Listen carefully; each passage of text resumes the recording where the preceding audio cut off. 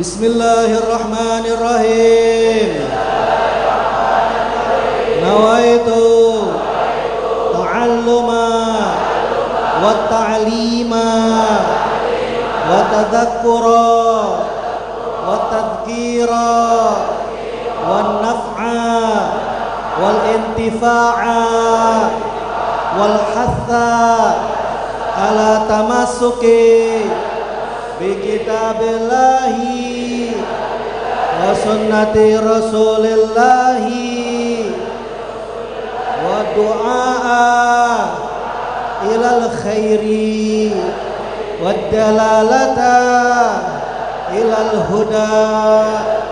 Wa sallallahu ala sayyidina Muhammadin wa ala alihi wa sahbihi ajma'in.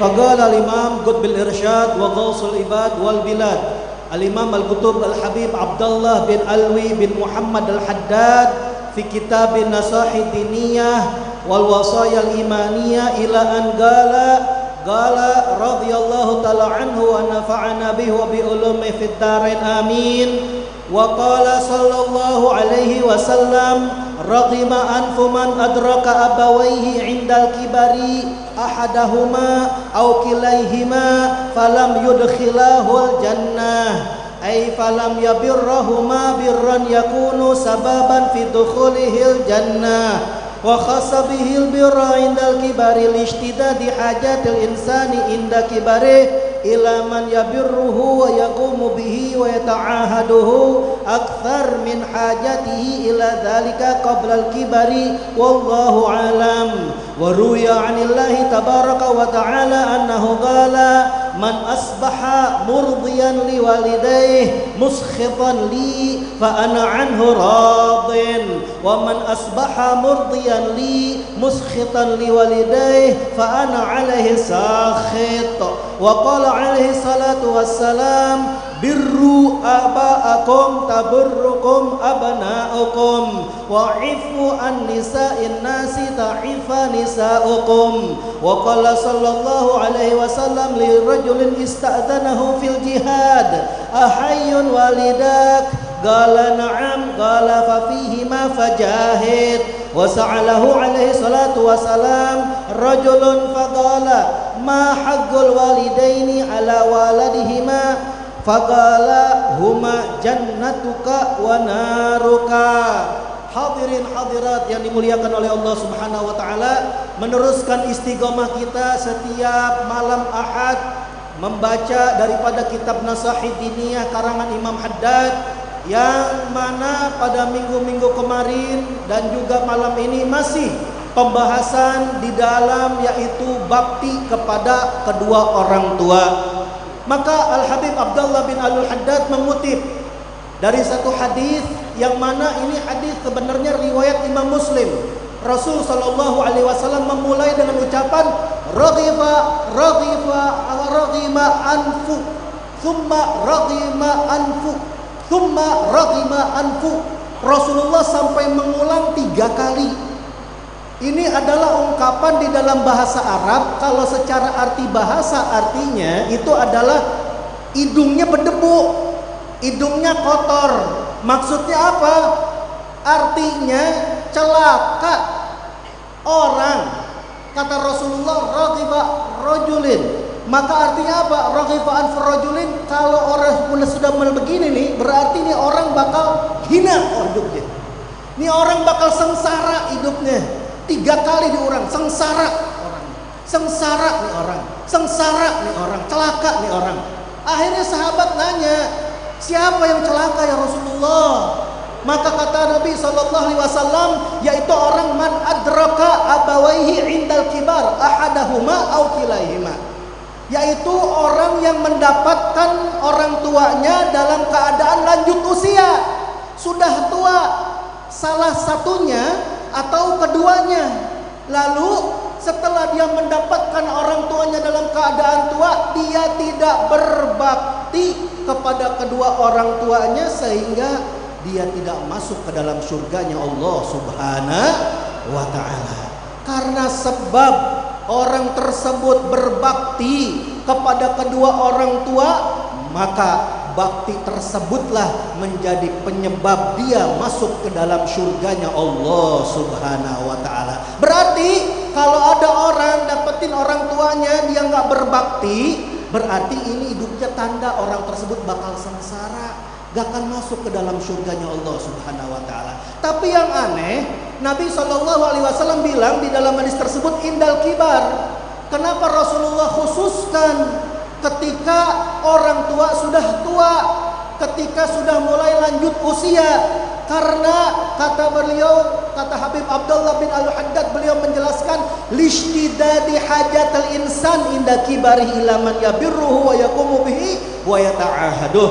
Karena rata-rata kalau udah yang namanya manusia masuk usia senja, sudah tua, berarti orang tersebut kalau sudah masuk fase tersebut, ini orang kalau udah tua sangat membutuhkan di waktu tersebut kepada orang yang bakti kepadanya, kepada orang yang mau ngurus, kepada orang yang mau mengawasinya, melebihi daripada kebutuhannya di waktu masih muda sebelum masuk waktu tua. Ibu kita masih bisa masak, kenapa? Masih muda. Ibu kita bisa yang namanya ngurus kita, kenapa? Masih muda. Tapi kalau udah ibu kita atau ayah kita sudah tua renta, jangankan masak, jangankan kerja, untuk ngambil gelas aja nggak mampu, untuk jalan aja mesti dituntun. Sehingga kata Nabi SAW, kalau ada orang sudah mendapatkan kedua orang tuanya sudah tua, tetapi dia tidak mau bakti, gak masuk ke dalam surga. Begitulah vitalnya. Bagaimana kedudukan orang tua di dalam Islam, sampai ada hadisul qudsi dari Allah Subhanahu wa taala. Rasul sallallahu alaihi wasallam meriwayatkan, man asbaha murdiyan liwalidayh, barang siapa yang masuk di waktu pagi, dia membuat ridho kedua orang tuanya. Bapaknya, ibunya ridho sama itu anak. Itu anak bakti kepada orang tuanya di waktu pagi, bapaknya senang, ibunya senang. Tapi muskhitan li, tetapi ini anak, ini orang bikin murka aku, kata Allah Subhanahu wa taala. Ini kebalikannya, dia bikin ridha kedua orang tua, tapi bikin murka Allah Subhanahu wa taala dengan perbuatan-perbuatan dosa. Apa kata Allah? Fa ana anhu radin. Maka aku Allah Subhanahu wa taala terhadap anak tersebut yang sudah membuat ridha kedua orang tuanya, saya juga ridha, kata Allah Subhanahu wa taala. Tapi sebaliknya, man asbaha murdiyan li muskhitan li walidayh, siapa yang masuk di waktu pagi, dia bikin ridha aku, dia ibadah kepada Allah, dia tahajud, dia zikir, dia baca Quran, luar biasa dekat kepada Allah. Tapi di waktu pagi dia bikin kesel kedua orang tuanya, bikin tidak ridha orang tuanya kepada dia. Maka apa kata Allah? Fa ana alaihi sakhit. Maka aku Allah Subhanahu wa taala kepada orang tersebut murka, karena dia sudah membuat kesal dan marah kedua orang tuanya. Inilah bagaimana Islam mengajarkan kepada kita, hubungan kita kepada Allah, hablun minallah, juga harus dijaga kepada hablun minannas. Jangan cuma baik kepada Allah saja, tetapi tidak baik kepada sesama, apalagi orang tua. Inilah Islam yang mengajarkan keselarasan di dalam kehidupan sehari-hari, sehingga perbuatan kita tidak akan sia-sia, pasti dibalas. Jangankan di akhirat, di dunia udah dibalas. Lihat kata Nabi SAW, birru aba'akum, berbaktilah kalian kepada ayah-ayah kalian, kepada orang tua kalian. Apa jawabannya wahai Rasul kalau kita sudah bakti kepada orang tua? Kata Nabi SAW, tabarrukum abna'ukum, maka niscaya kalau kalian bakti kepada orang tua, nanti kalian bakal jadi orang tua juga. Kalian masih anak-anak, tapi kalian nanti kelak bakal punya anak. Nah, ini anaknya gimana nanti perbuatannya kepada kita? kita? Tergantung perbuatan kita kepada orang tua. Kalau kita bakti kepada orang tua, nanti kita punya anak, semuanya bakal bakti kepada kita. Kenapa? Karena kita bakti kepada orang tua kita. Ini yang ngomong siapa?